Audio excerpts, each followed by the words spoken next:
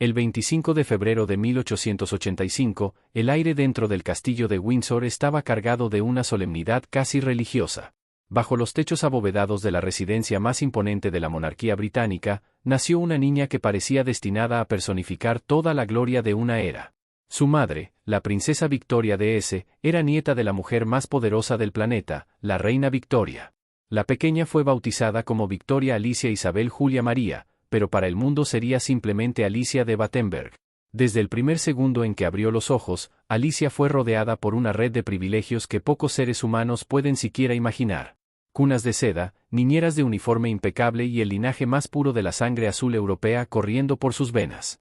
Sin embargo, en medio de aquel despliegue de opulencia, algo no encajaba. Mientras el castillo vibraba con el eco de los cañones y el murmullo incesante de la corte, la pequeña Alicia permanecía en una quietud absoluta, casi sobrenatural. Sus padres tardaron meses en admitir la realidad que los médicos susurraban con miedo: la princesa era sorda.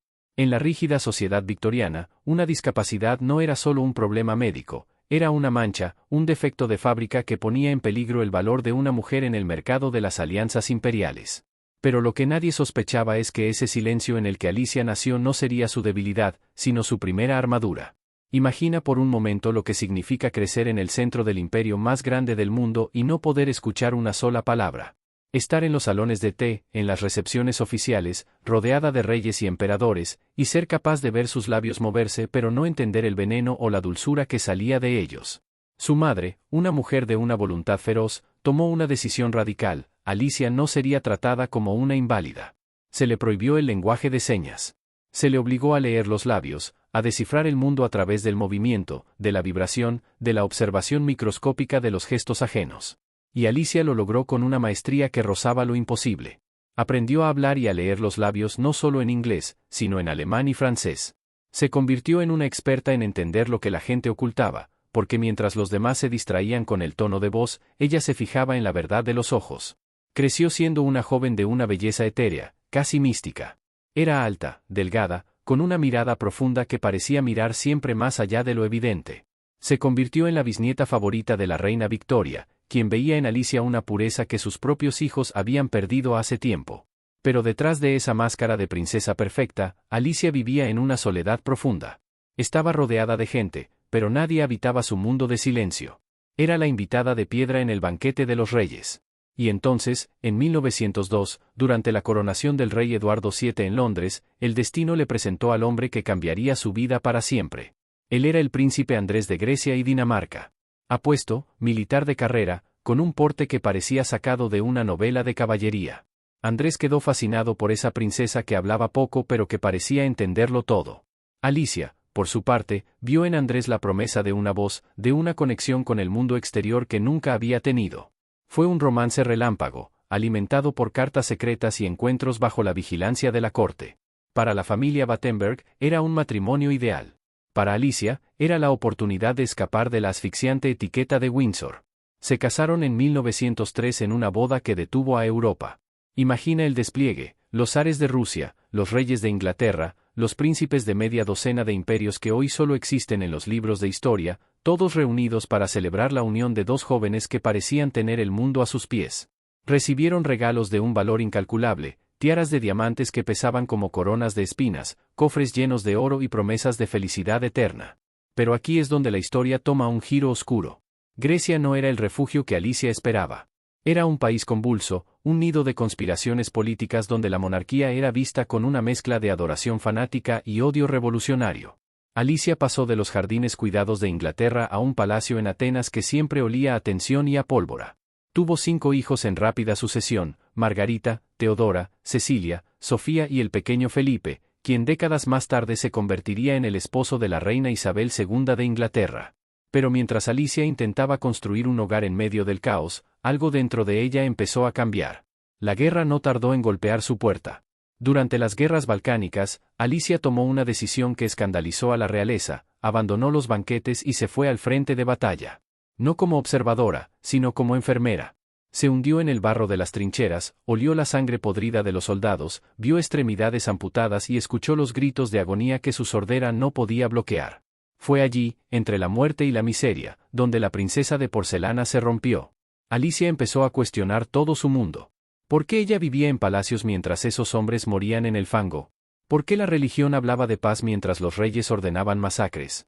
Andrés, su esposo, no entendía esta transformación. Para él, Alicia era una posesión, una mujer que debía ser decorativa y sumisa. Pero Alicia ya no era la misma. El silencio de su infancia se estaba llenando de preguntas peligrosas. Empezó a buscar respuestas en lugares que la aristocracia consideraba tabú: el ocultismo, el misticismo extremo, la espiritualidad radical. Su matrimonio, que había empezado como un cuento de hadas, se convirtió en una guerra fría de silencios y reproches.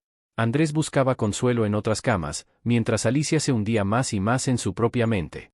¿Era misticismo lo que sentía o era el inicio de la fractura que su propia familia usaría para destruirla? ¿Es posible que una mujer simplemente se vuelva loca por ver demasiada realidad en un mundo construido de mentiras? Quédate conmigo, porque lo que viene ahora es el momento exacto en que la jaula de oro se cierra y Alicia de Battenberg se convierte en la prisionera de su propia sangre. ¿Estás listo para descubrir el diagnóstico que Freud le impuso para silenciarla para siempre? Te leo en los comentarios. ¿Crees que la soledad de Alicia fue lo que realmente la empujó al abismo o fue el mundo el que no pudo soportar su luz? La derrota tiene un olor particular, una mezcla de pólvora quemada, sudor frío y el silencio pesado de los que saben que ya no tienen lugar a dónde ir. Para 1922, el mundo de Alicia de Battenberg se había convertido en un campo de ruinas. El ejército griego, bajo el mando de oficiales entre los que se encontraba su esposo Andrés, había sufrido una derrota catastrófica contra las fuerzas turcas. En las calles de Atenas, el aire era irrespirable. La monarquía, que poco antes era aclamada, ahora era señalada como la culpable de la sangre derramada. Andrés fue arrestado, acusado de traición y desobediencia, y encerrado en una celda esperando un juicio que todos sabían que terminaría con un pelotón de fusilamiento. Imagina a Alicia, en las habitaciones vacías del palacio, sintiendo las vibraciones de una multitud que gritaba por la cabeza de su marido. Ella, que había nacido en la cuna del Imperio Británico, se encontraba ahora en un país extranjero que la odiaba, con 5 hijos pequeños y el hombre que amaba a un paso de la muerte. Fue la diplomacia británica la que intervino en el último segundo, enviando un buque de guerra, el HMS Calypso, para rescatar a la familia real caída en desgracia. La huida fue una escena de una humillación desgarradora. Tuvieron que salir de noche, casi como criminales. El pequeño Felipe, de apenas 1 año, fue acomodado en una caja de naranjas porque no tuvieron tiempo de llevarse ni una cuna. En ese barco, mientras las costas de Grecia desaparecían en la oscuridad, Alicia comprendió que la corona no es un escudo, es un imán para los rayos. Se instalaron en las afueras de París, en un suburbio llamado Saint-Cloud, en una casa prestada por una pariente rica. Pero el exilio no es solo cambiar de dirección, es una erosión del alma. Pasaron de la opulencia de los palacios a vivir de la caridad, de las limosnas elegantes que sus parientes de sangre azul les enviaban para evitar que pasaran hambre. Para Alicia, esta fue la gota que colmó un vaso que llevaba años llenándose de dolor. Andrés, el príncipe que una vez la deslumbró con su uniforme impecable, se rompió bajo el peso del fracaso. En lugar de apoyar a su esposa, eligió el camino de la evasión. Se convirtió en un fantasma que frecuentaba los casinos de Montecarlo, ahogando su amargura en alcohol y buscando el calor de otras mujeres que no le recordaran la gloria perdida. Alicia se quedó sola. Sola con sus 4 hijas adolescentes que necesitaban dotes que ella no podía pagar, sola con un niño pequeño que apenas conocía a su padre, y sola con un silencio que ahora empezaba a llenarse de algo mucho más peligroso que la sordera. Fue en ese pequeño jardín de París donde el misticismo de Alicia cruzó la línea hacia algo que el mundo no estaba dispuesto a tolerar. Empezó a decir que tenía poderes curativos, que podía ver el futuro, que Dios le hablaba directamente al oído, saltándose el muro de su discapacidad física. ¿Era una respuesta neurobiológica al trauma del exilio o era una conexión real con lo divino? En 1928, Alicia dio un paso definitivo que aterró a la aristocracia europea, se convirtió a la fe ortodoxa griega con una pasión fanática. Pero no fue una conversión tranquila. Alicia empezó a afirmar que mantenía una relación física y espiritual con Jesucristo. Decía que él la visitaba, que la tocaba, que le entregaba mensajes para la humanidad. Para la estricta y racional familia Mountbatten, esto no era fe, era un escándalo que ponía en peligro su posición social. Empezaron a observarla de cerca. Sus silencios prolongados, sus ayunos extremos, su mirada perdida que parecía ver cosas que nadie más veía. Mientras sus hijas se casaban con príncipes alemanes vinculados al naciente partido nazi, Alicia se hundía en un mundo de visiones y profecías. La tensión en la casa de Saint-Cloud era insoportable. Andrés, que buscaba cualquier excusa para liberarse de las responsabilidades de su matrimonio, vio en el estado mental de Alicia la oportunidad perfecta para deshacerse de ella. ¿Te imaginas el nivel de traición? El hombre por el que habías cruzado campos de batalla, al que habías salvado de la ejecución, ahora estaba conspirando en las sombras con tus propios hermanos para declararte loca. El 20 de octubre de 1928, Alicia escribió una carta a su madre diciendo que se sentía más cerca de la luz que nunca. Pero la luz que ella veía era el preludio de la oscuridad más absoluta. Su familia no llamó a sacerdotes ni a consejeros, llamaron a psiquiatras. Y no a cualquiera. Querían una solución definitiva, una que borrara el problema de la princesa loca de la vista del público. Empezaron a administrarle sedantes en secreto, a vigilar cada uno de sus movimientos, a tratarla como a un animal herido que podía atacar en cualquier momento. Alicia, atrapada en su mundo de silencio, no podía oír los susurros de sus hermanos planeando su encierro, pero podía sentir el cambio en el aire. Sabía que la red se estaba cerrando.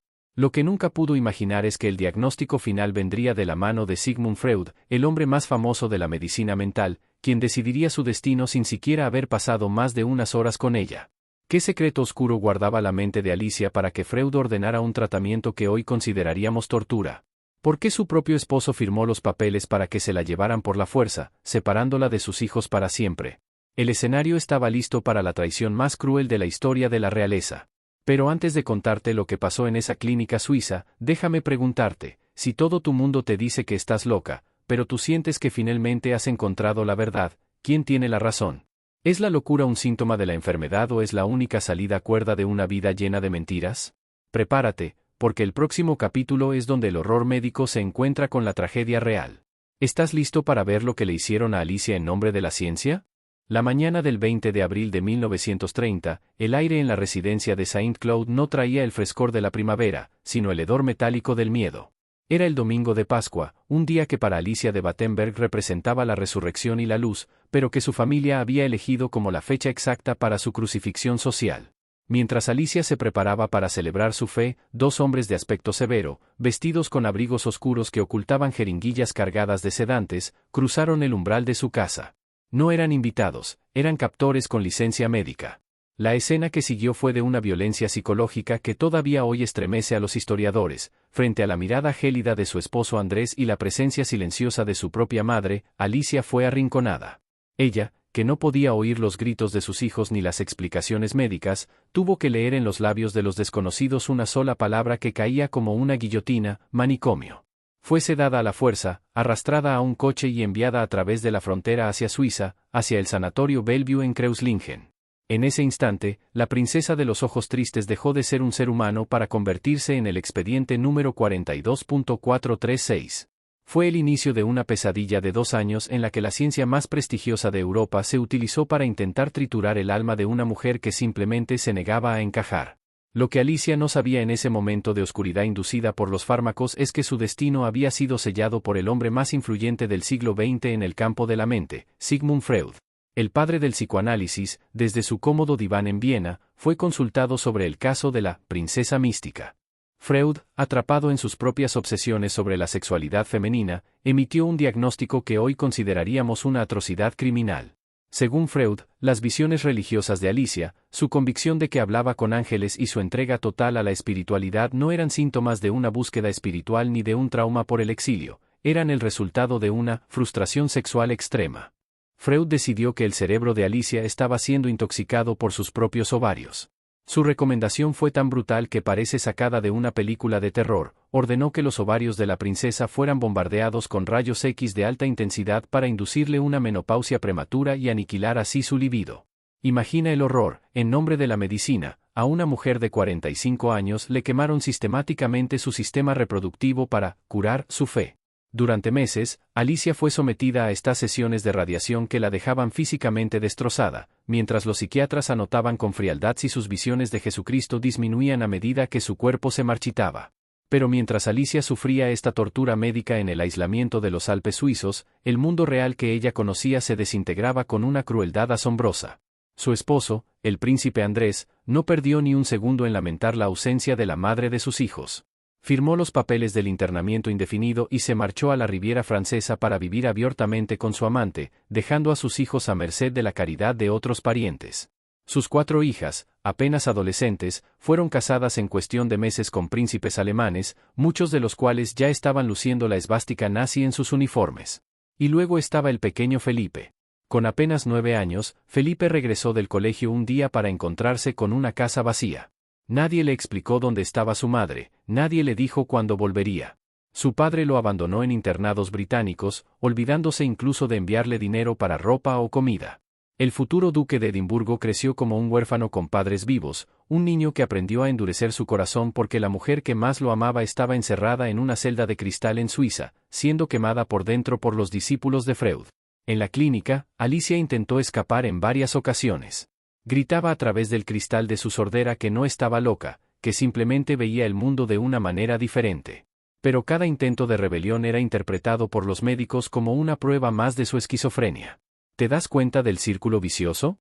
CTE defiance, estás paranoica, SITE callous, estás catatónica. Alicia estaba atrapada en la trampa perfecta diseñada por hombres que no soportaban su independencia. Pasó meses sin recibir una sola carta, sin saber si sus hijos estaban vivos o muertos. Su propia familia la había borrado del mapa. Querían que se hundiera en el olvido, que se convirtiera en una leyenda urbana de la realeza, la tía loca de la que no se habla en las cenas de Navidad. Pero lo que no calcularon fue la resistencia de Alicia.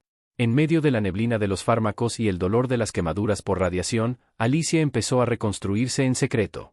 Dejó de pelear con los médicos y empezó a actuar como ellos querían. Fue una estrategia de supervivencia maestra. En 1932, después de 2 años de infierno, Alicia logró que la trasladaran a una clínica más laxa y, finalmente, aprovechando un descuido, recuperó su libertad. Pero salió a un mundo que ya no la reconocía. No tenía casa, no tenía dinero y su familia la miraba con una mezcla de sospecha y lástima. Se convirtió en una nómada, viviendo en hoteles baratos de Europa Central, escondiendo su identidad, alejándose de los palacios que la habían traicionado. Fue en este periodo de oscuridad total donde Alicia de Battenberg tomó la decisión que cambiaría el resto de su vida y que la llevaría de ser una paria de la realeza a ser una heroína oculta en medio del Holocausto. Pero para llegar a eso, tuvo que enfrentar la pérdida más dolorosa de todas, una tragedia aérea que le devolvería a su familia de la manera más cruel imaginable. ¿Estás preparado para descubrir cómo la muerte de una de sus hijas fue el catalizador que la sacó de su tumba en vida? Te hago una pregunta que quiero que respondas con total honestidad. ¿Quién crees que cometió el crimen más grande en esta historia? ¿El esposo que la abandonó, la madre que permitió su encierro o el médico que usó la radiación para intentar borrar sus pensamientos? Te leo, porque lo que viene ahora es el renacimiento de una santa entre las cenizas de la guerra. Tras recuperar su libertad en 1932, Alicia de Battenberg se convirtió en una sombra que recorría una Europa que empezaba a oler a azufre. Se alojaba en pensiones modestas, ocultando su título de princesa bajo nombres falsos, cargando con una maleta pequeña y un corazón devastado. Durante años, fue la pariente desaparecida, una mujer que no figuraba en las fotos oficiales y a la que sus hijos apenas recordaban más que como un susurro de su infancia. Pero el destino, que le había quitado todo con una precisión quirúrgica, decidió devolverla a la realidad mediante un golpe de una brutalidad insoportable. El 16 de noviembre de 1937, un avión que volaba hacia Londres se estrelló en Ostende, Bélgica. En él viajaba su hija Cecilia, embarazada de 8 meses, junto a su marido y sus 2 hijos pequeños. No hubo supervivientes. Imagina a Alicia recibiendo la noticia en su aislamiento. La hija a la que no pudo ver crecer, la niña de la que fue separada por la fuerza, había muerto junto a toda su familia. El dolor fue tan inmenso que actuó como un electrochoque. La neblina mística desapareció y Alicia regresó a la vida de los vivos. En el funeral, celebrado en un Darmstadt ya inundado de uniformes nazis, Alicia se reencontró con su hijo Felipe, que entonces tenía 16 años. Él vio a una madre que parecía un espectro, pero que finalmente lo miraba con ojos presentes. Fue en ese cementerio, rodeada de esvásticas y tensiones prebélicas, donde Alicia decidió que no volvería a esconderse. En 1938, regresó a Atenas. No volvió al palacio, sino que alquiló un apartamento sencillo en una ciudad que pronto se convertiría en un infierno. Cuando estalló la Segunda Guerra Mundial, Alicia se encontró en una posición esquizofrénica y aterradora. Sus 4 hijas estaban casadas con oficiales nazis de alto rango, uno de ellos incluso era amigo íntimo de Himmler, mientras que su único hijo, Felipe, servía con distinción en la Marina Real Británica, combatiendo contra los maridos de sus hermanas. Alicia estaba en el centro de una familia fracturada por el odio del mundo.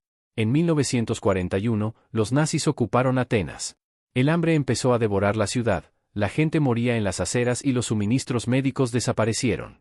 Alicia, en lugar de usar sus conexiones para huir o vivir con privilegios, hizo lo impensable para una princesa de su linaje, se puso un hábito de enfermera y salió a la calle. Trabajó en comedores sociales, organizó refugios y recorrió los barrios más pobres bajo el toque de queda, desafiando a las patrullas alemanas. Cuando un general nazi, sabiendo quién era ella, le preguntó con arrogancia si podía hacer algo por ella, Alicia lo miró a los ojos con el desprecio que solo una verdadera aristócrata del alma posee y le respondió: «Usted puede sacar a sus tropas de mi país».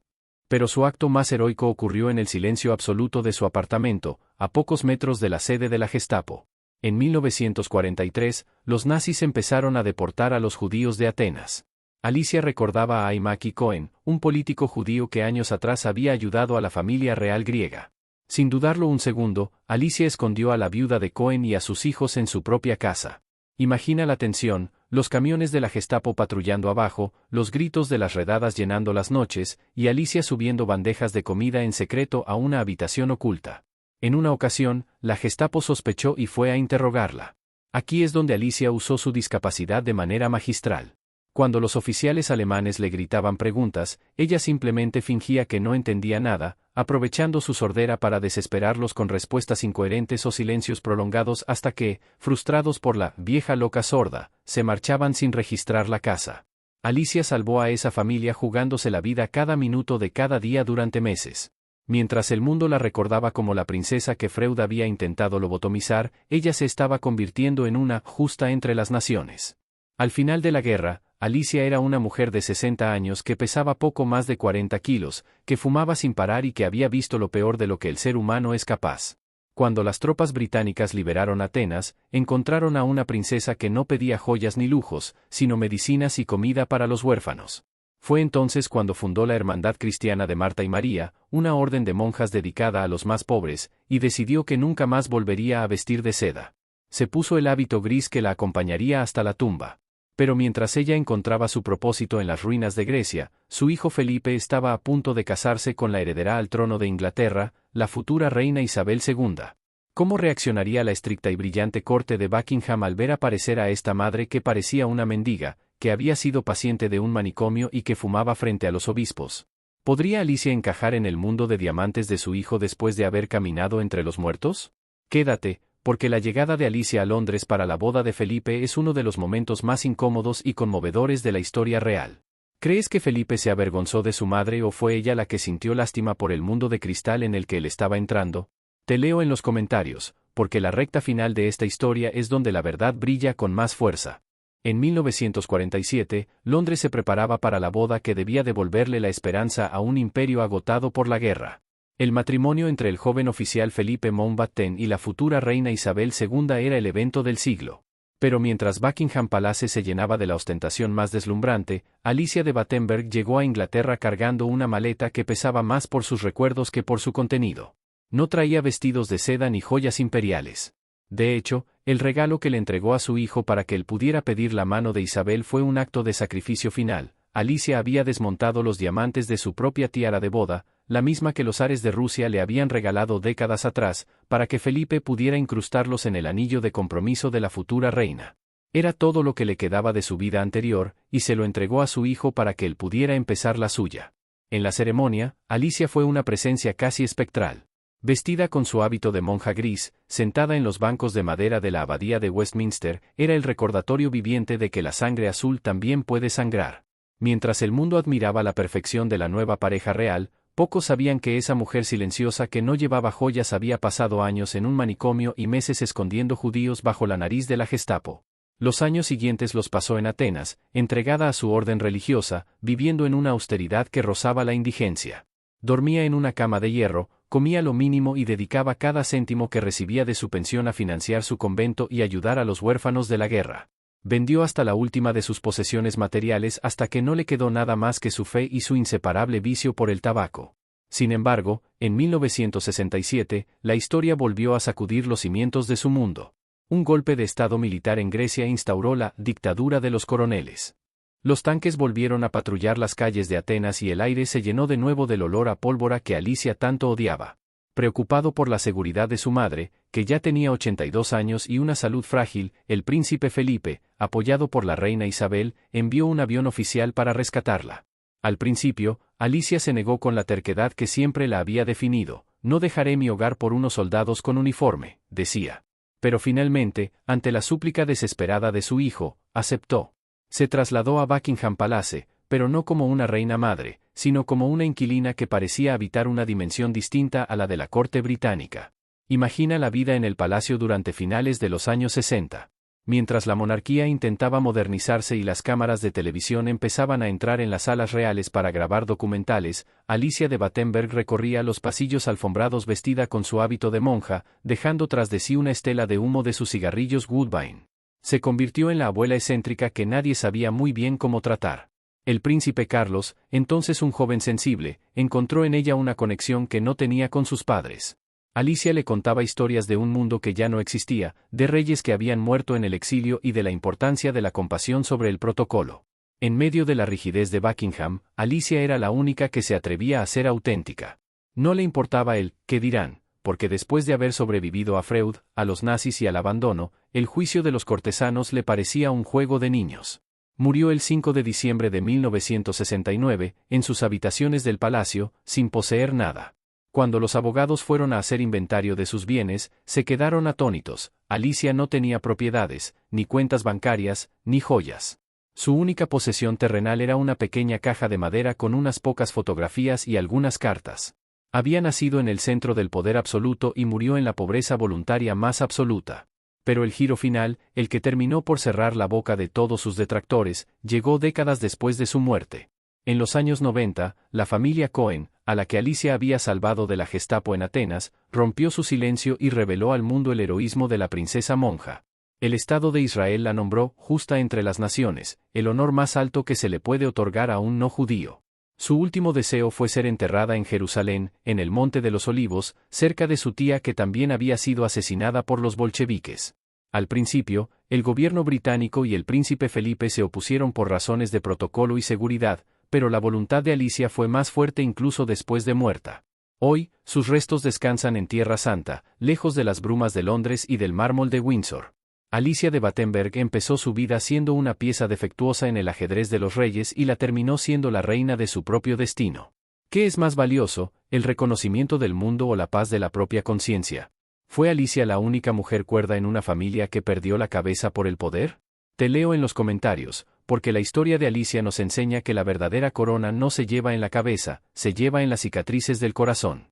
¿Conocías la increíble vida de la mujer que salvó el linaje de los Windsor desde su propia soledad? Suscríbete para más historias donde la realidad supera a la ficción. El silencio de Alicia no terminó con su último suspiro en una habitación de Buckingham, sino que se transformó en un eco que todavía hoy sacude los cimientos de la monarquía más famosa del mundo. Para entender el verdadero impacto de esta mujer, hay que mirar más allá de las fechas y los títulos, hay que observar el rostro de su hijo, el príncipe Felipe. Durante décadas, el duque de Edimburgo fue conocido por su armadura de hierro, por su estoicismo casi brutal y su negativa a mostrar vulnerabilidad en público. Pero esa coraza no nació de la nada, fue la respuesta de un niño que tuvo que aprender a sobrevivir cuando su madre fue arrastrada a un manicomio y su padre lo abandonó en un internado. Alicia fue el fuego que forjó el carácter de Felipe, y solo al final de sus vidas, cuando ella caminaba por los pasillos del palacio vestida de gris, el hijo pudo finalmente reconciliarse con la madre que el sistema le había robado. Felipe, que nunca hablaba de sus sentimientos, se encargó personalmente de que los restos de Alicia fueran trasladados a Jerusalén, cumpliendo su última voluntad en un acto de amor silencioso que decía más que cualquier discurso oficial. Él sabía que su madre no era la princesa loca que los periódicos habían retratado, sino la única persona en su árbol genealógico que había tenido el valor de mirar de frente a la muerte y al dolor sin parpadear. Pero el legado de Alicia también floreció en un lugar inesperado, en la sensibilidad del príncipe Carlos. Mientras que la relación de Carlos con sus padres fue a menudo distante y marcada por el deber, en su abuela Alicia encontró un refugio espiritual. Carlos heredó de ella esa búsqueda incesante de un sentido más allá de lo material, ese interés por el misticismo, la filosofía y la protección de los más débiles que ha definido gran parte de su trayectoria como heredero y ahora como rey. Alicia le enseñó que ser un príncipe no significa estar por encima de los demás, sino estar más cerca de ellos, especialmente cuando sufren. El hecho de que hoy el rey de Inglaterra hable con orgullo de su abuela, justa entre las naciones, es la victoria definitiva de Alicia sobre Freud y sobre todos aquellos que intentaron borrarla de la historia. Ella demostró que la verdadera nobleza no se hereda por la sangre, sino que se gana en las trincheras de la vida, ayudando a los que no tienen nada cuando tú mismo lo has perdido todo. La paradoja de Alicia es que, siendo sorda, fue la única que supo escuchar el grito de ayuda de una familia judía en medio del Holocausto. Siendo declarada loca, fue la única que mantuvo la cordura en una Europa poseída por el odio. Hoy, cuando miramos las fotografías de Alicia de Battenberg, ya no vemos a la víctima de un diagnóstico cruel o a la exiliada sin hogar. Vemos a una mujer que logró lo que muy pocos en la realeza consiguen, la libertad absoluta. Alicia se despojó de las joyas, de los protocolos y de las expectativas de los demás para vestir la verdad de su propia alma. Su vida es un recordatorio de que las jaulas de oro solo funcionan si aceptamos que el oro es valioso, y ella descubrió que el único tesoro que importa es el que se guarda en el servicio a los demás. Su historia nos obliga a preguntarnos qué es realmente la locura en un mundo que celebra la guerra y el egoísmo. ¿Era Alicia la loca por hablar con ángeles, o estaban locos los reyes que enviaban a millones de jóvenes a morir por un pedazo de tierra? La corona británica puede haber ocultado sus expedientes médicos durante años, pero no pudo ocultar la luz de sus actos. Alicia murió pobre, pero dejó una herencia de integridad que ninguna cuenta bancaria puede igualar. Y así llegamos al final de este viaje por la celda de cristal de la princesa monja. Una mujer que nació en Windsor y descansa en el Monte de los Olivos, cerrando un círculo de sufrimiento y redención que parece escrito por los dioses. Pero esta no es la única historia de una mujer atrapada en los engranajes de la monarquía británica, una mujer cuyo deseo de amar y ser amada chocó de frente contra el muro infranqueable del deber. Si la vida de Alicia te ha conmovido por su profundidad espiritual, prepárate para lo que viene a continuación. Vamos a viajar de la austeridad del hábito gris al glamour rebelde de los años 50, a la historia de una mujer que tuvo que elegir entre su corona y el hombre que amaba, y cuya tristeza se convirtió en la banda sonora de una era. La princesa Margarita, la hermana de la reina, nos espera con una historia de pasión, traición y una soledad que el alcohol no pudo ahogar. Lo que pasó con Margarita es el espejo oscuro de lo que hemos visto hoy, y te aseguro que después de conocer su secreto, nunca volverás a ver a la familia real de la misma manera. No te pierdas el próximo capítulo de Ricos y Malditos, porque la caída de Margarita es tan devastadora como la ascensión de Alicia. Gracias por acompañarme en este relato de sombras y luces. ¿Qué es para ti la verdadera libertad? Te leo abajo, porque tu opinión es la que completa esta historia. Suscríbete y nos vemos en el próximo Abismo Real. La historia de Alicia de Battenberg no es solo la biografía de una princesa olvidada, es una advertencia silenciosa grabada en las piedras de Buckingham y en las arenas de Jerusalén. A menudo nos venden la idea de que la libertad es algo que se gana acumulando poder, dinero o títulos, pero la vida de Alicia nos demuestra exactamente lo contrario. Nadie es realmente libre hasta que pierde todo aquello que el mundo le dijo que debía valorar. Alicia fue despojada de su oído, de su país, de su esposo, de sus hijos y, finalmente, de su propia cordura a manos de hombres que usaron la ciencia como un mazo. Y, sin embargo, fue en ese despojo total, en esa desnudez absoluta del alma, donde encontró una fuerza que ninguno de sus parientes, cuerdos, llegó a conocer. Mientras las otras reinas y princesas de Europa se preocupaban por el largo de sus faldas o el brillo de sus tiaras, la monja loca de Buckingham caminaba entre los pobres, fumando sus cigarrillos y cargando en su silencio la paz de quien ya no tiene nada que ocultar. Su legado no está en los libros de protocolo, sino en la mirada de los descendientes de la familia Cohen que hoy viven porque una mujer sorda decidió no escuchar al miedo. Pero, ¿por qué nos fascina tanto su historia hoy, un siglo después? Quizás porque todos vivimos en nuestras propias celdas de cristal, atrapados por las expectativas de los demás, por el miedo al juicio ajeno o por la presión de cumplir una función que no elegimos. Alicia nos enseña que se puede sobrevivir al abismo, que se puede reconstruir una vida incluso después de que los mejores médicos del mundo intenten borrar tu identidad. Ella fue la pieza defectuosa, que terminó dando sentido a toda la maquinaria. Si hoy la familia real británica conserva un rastro de humanidad, es en gran parte gracias a esa abuela vestida de gris que le susurraba al futuro rey Carlos que el corazón importa más que la corona. Alicia de Battenberg fue, en última instancia, la mujer que demostró que para ser santa primero hay que ser humana, y para ser humana hay que tener el valor de estar loca en un mundo que ha perdido el sentido. Sin embargo, no todas las historias de la familia Windsor terminan con la paz del Monte de los Olivos. Mientras Alicia encontraba su redención en la pobreza y el servicio, otra mujer, nacida con la misma sangre pero con un destino muy distinto, se desintegraba bajo las luces de los flashes. Una mujer que tenía todo lo que Alicia despreciaba, belleza deslumbrante, joyas incalculables y el amor del pueblo. Pero esa mujer no tuvo la suerte de ser enviada a un manicomio para romperse y reconstruirse, ella tuvo que romperse a la vista de todos, poco a poco, copa a copa, cigarrillo a cigarrillo. Hablo de la princesa Margarita, la hermana pequeña de la reina, la mujer que pudo haberlo tenido todo y terminó no teniendo nada.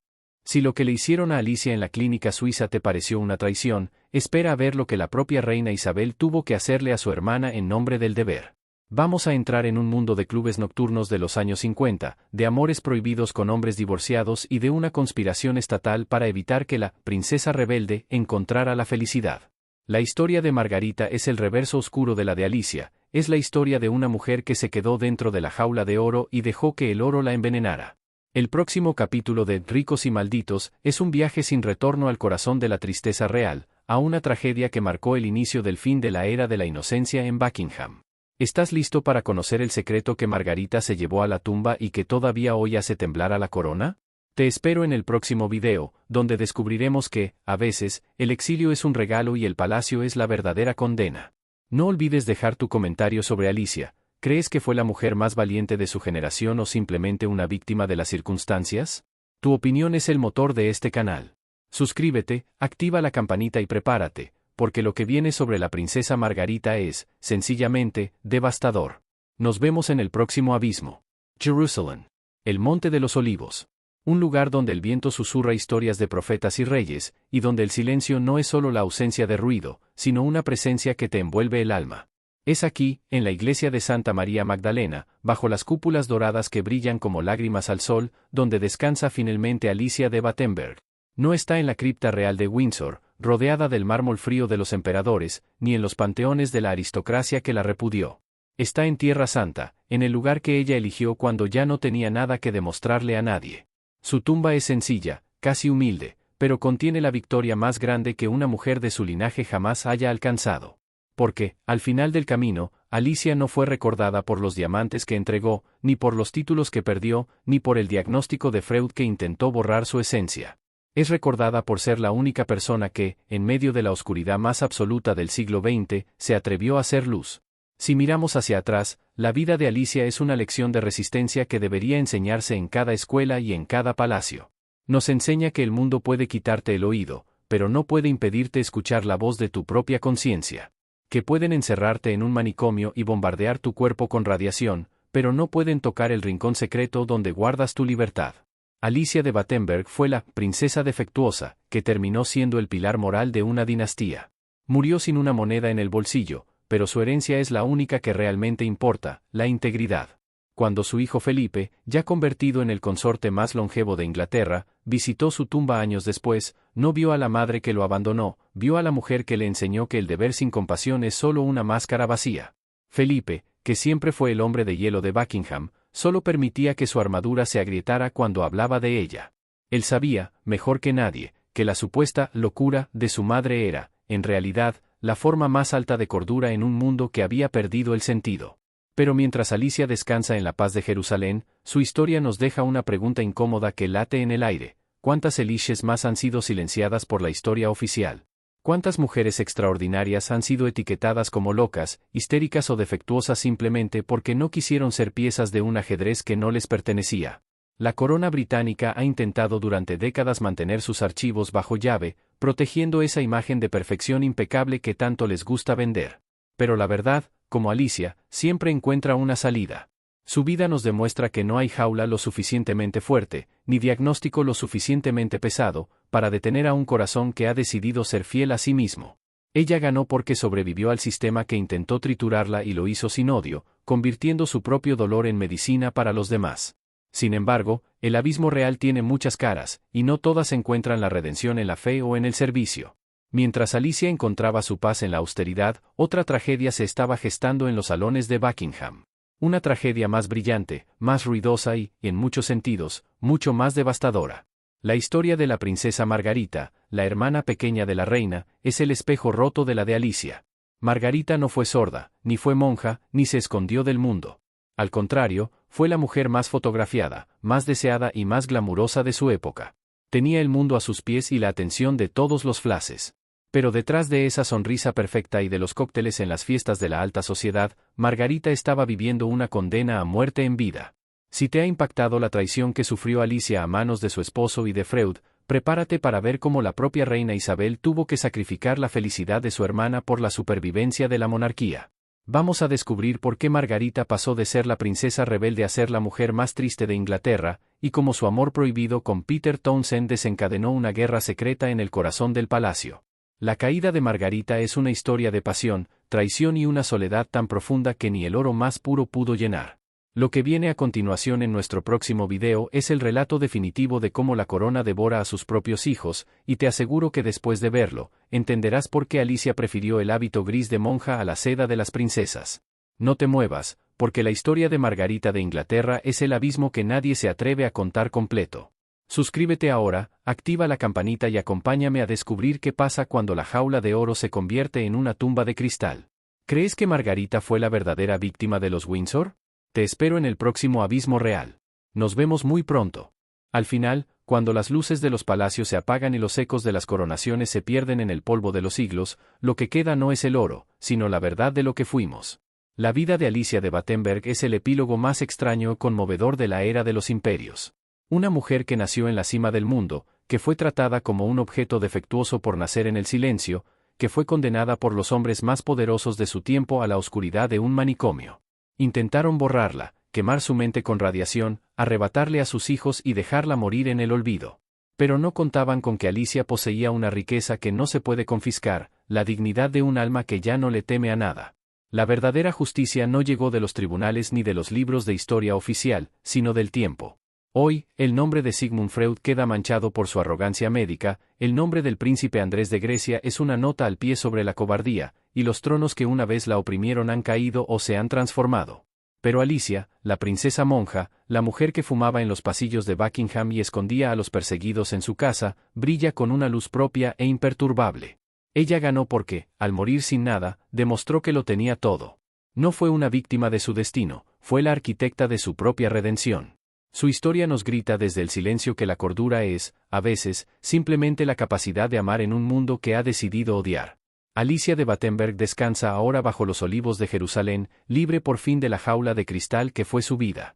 Pero mientras cerramos este capítulo, no podemos evitar mirar hacia atrás, hacia los pasillos de Buckingham, donde otra sombra aguarda. Si la historia de Alicia es la de una ascensión espiritual desde las ruinas, lo que sigue es el relato de un descenso al corazón de las tinieblas. Hemos visto a la madre del príncipe Felipe encontrar la paz en la pobreza, pero ahora debemos conocer a la hermana de la reina Isabel II, la princesa Margarita, quien teniendo todos los diamantes del imperio, no pudo comprar un solo gramo de la libertad que Alicia poseía. Margarita fue el sacrificio humano en el altar del deber. Una mujer cuya belleza fue su condena y cuyo amor prohibido por un hombre divorciado desencadenó una tragedia que todavía hoy la corona intenta silenciar.